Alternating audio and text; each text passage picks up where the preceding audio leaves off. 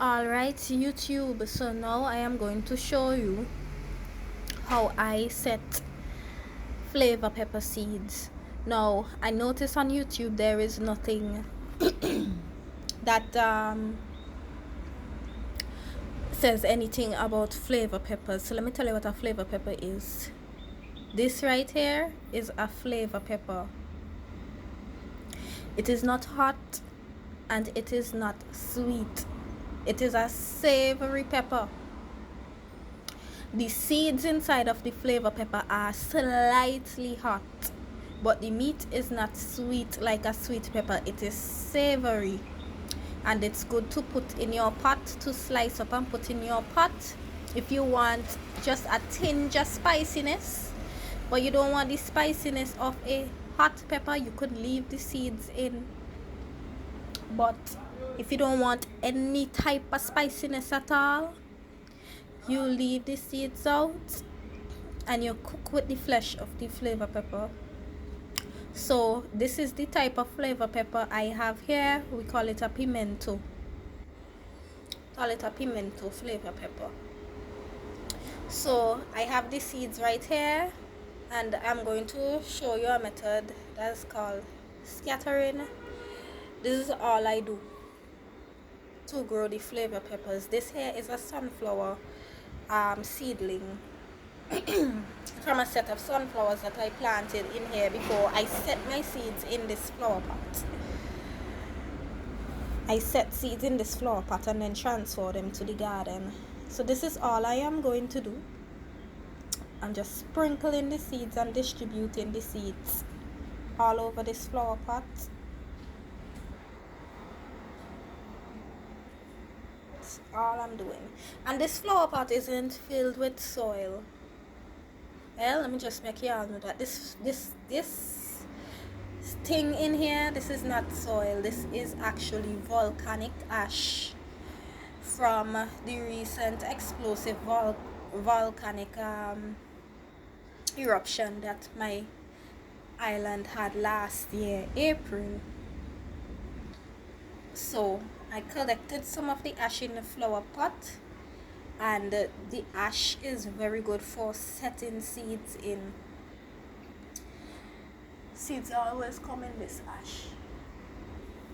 So now that I have scattered all of my flavor pepper seeds, I am just going to pour some water in this and leave it like that. I'm not even going to cover anything because the seeds are so small. Sometimes you cover them and they get buried too deep. You don't want that. I have a little bit of more ash over here. What you can do is take up some ash and just slightly sprinkle, or soil. If you're using soil, you could set your seeds in soil too if you want. Sprinkle some soil over it if you want to cover it, but I don't usually cover pepper seeds. I honestly don't, because I don't want them being over covered. I leave them like this. I like to see the roots coming out, and I like to see them germinating actively. I don't like to see them under the soil. If it was something like the sunflower, I would have covered it a little. But seeing it's not the sunflower, it's these small flat pepper seeds,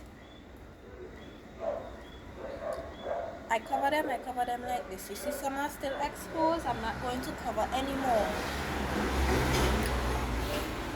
So now I just leave it like this because the volcanic ash was already wet. I'm not going to wet these.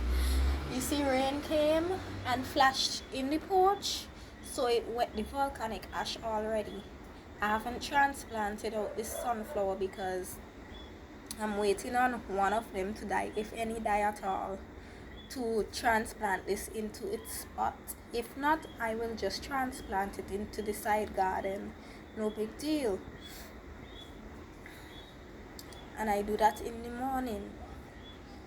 You can do it in the evening, late in the evening, so that the root of the seedling will have time to catch itself in the night, but I like to do it all in the morning, only say like around 5 o'clock. When the sun hasn't hit the garden yet. The sun hits the garden fully around after 8 minutes to 9 in the morning AM. So I plant these like around 5 o'clock. The roots have a few hours to catch themselves, and then they still have sunlight to produce food from the true leaves.